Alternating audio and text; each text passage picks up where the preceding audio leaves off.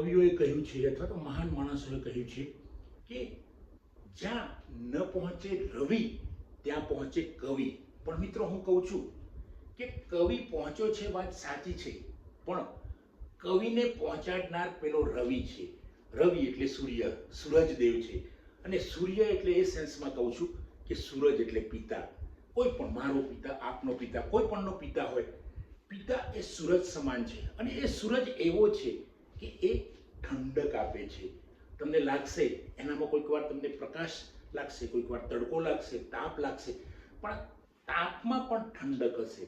કારણ કે એ તાપ એનામાં એટલે નીકળતો હશે એનામાંથી, કારણ કે તમને ઠંડકમાં જીવાડવા છે એટલા માટે એનો તાપ બહાર નીકળશે. અને બહાર નીકળેલો તાપ તમારી જિંદગીને સફળ બનાવશે.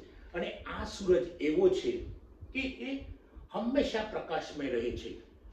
તમે જ્યાં જાઓ, સંતાનનો પિતા જે પણ હોય, બાળક, દીકરી, દીકરાનો પિતા કોઈ પણ હોય, એને હંમેશા સંતાનની ચિંતા રહેતી હોય છે. અને આ સૂરજ એવો પ્રકાશ પાથરે છે, એવી ઠંડક પાથરે છે કે તમારે જે જોઈએ, તમે એમ કહો કે મારે વર્ષા જોઈએ છે, વરસાદ જોઈએ છે, તો આ સૂરજ તમને વર્ષા આપશે. તમે કહો મારે ઠંડક જોઈએ છે, ઠંડક આપશે.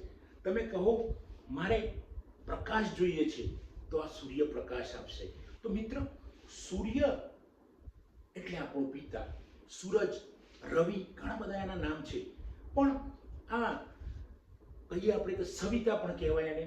તો આ સવિતાની જે વર્ણન કરવા જઈએ તો વર્ણન પણ ઓછું થઈ પડે. કારણ કે માતા, મધર, મમ્મી, વર્ણન ઘણું બધું થાય છે. પિતાનું વર્ણન પણ ઘણા માણસો કરે છે. પણ પિતા એ બાળકના જીવનમાં, સંતાનના જીવનમાં પરોક્ષ રીતે અને પ્રત્યક્ષ બંને રીતે જોડાયેલો વ્યક્તિ છે. કારણ કે પિતાનો રોલ એવો છે, પિતાની ભૂમિકા એવી છે કે જે દેખાતી નથી, પણ આ ભૂમિકા જબરજસ્ત છે. કારણ કે જો ઘરમાં એક જવાબદાર પિતા ના હોય તો ઘર અથવા તો બાળકનો વિકાસ સ્થગિત થઈ જાય છે મિત્રો. એટલે આ સૂરજ, પિતા સ્વરૂપનો જે સૂરજ છે, એ હંમેશા ઠંડક આપે છે. એ તમારા વિચારો નેગેટિવ આવતા હોય તો એ વિચારો નેગેટિવમાંથી પણ એ તમને પોઝિટિવિટી તરફ લઈ જશે. આ પિતા છે. પિતા મજૂર હશે, પિતા અધિકારી હશે, પિતા ગમે તે ક્ષેત્રમાં કામ કરતો હશે, પણ પહેલા એને મગજમાં એવું હશે કે મારું સંતાન આગળ જવું જોઈએ. બીજું, એને એવું પણ હશે કે હું જે અત્યારે સ્ટેજ ઉપર છું એના કરતાં મારું સંતાન 10 ગણું આગળ જવું જોઈએ. તો આ મિત્રો સૂરજ છે. આવો કયો સૂરજ હોય કે પોતાના કરતાં પોતાના સંતાનને મોટું કરવા માંગતો હોય? સૂરજ પોતે તો બહુ મોટો છે, પણ એ એના જે તારા છે, એના જે નાના નાના ટુકડા છે, એમને પણ ઉપર લઈ જવાનો એના મનમાં જે અભરખો છે, અને આ અભરખો પિતા પૂરું કરે છે. મિત્રો, આવી મેં વાર્તા એક મારા શિક્ષક જોડે સાંભળેલી પિતા વિશેની. આપણને આ ઘટના દુર્ઘટના કહેવાય. આમ ઘણીવાર આપણને નેગેટિવિટી તરફ પણ લઈ જાય એવી પણ વાર્તા છે, અને એમાંથી આપણને શીખવા પણ મળે. એક પિતા રેલવે સ્ટેશન પરથી રોજ અપડાઉન કરતો હશે. એની નાનકડી નોકરી હતી અને ખૂબ પૈસાની તંગી પડે, પગાર આવે 2-4 દિવસમાં વપરાઈ જાય. રેલવે સ્ટેશન ઉપર કોઈ મિત્રો વાત કરતા હશે કે જો આપણે વીમો લીધો હોય અને જો આપણું અકસ્માતે મોત થાય તો એ વીમાના પૈસા ઘણા બધા મળે, અને એ પૈસાથી આપણે કદાચ ના હયાત હોઈએ તો આપણું પરિવાર ચાલે. આ પેલા જે પિતા એક હતો એ આ વાત સાંભળી ગયો. એને પોતે વીમો લીધેલો અને એનું ઘર બરાબર ચાલતું નહીં. એને વિચાર કર્યો કે મારો આટલો પગાર છે તો હું એક કામ કરું કે રેલવે આવે છે, પેલી ગાડી આવતી હોય, ટ્રેન, અને એમાં જઈને એને ભૂસકો માર્યો.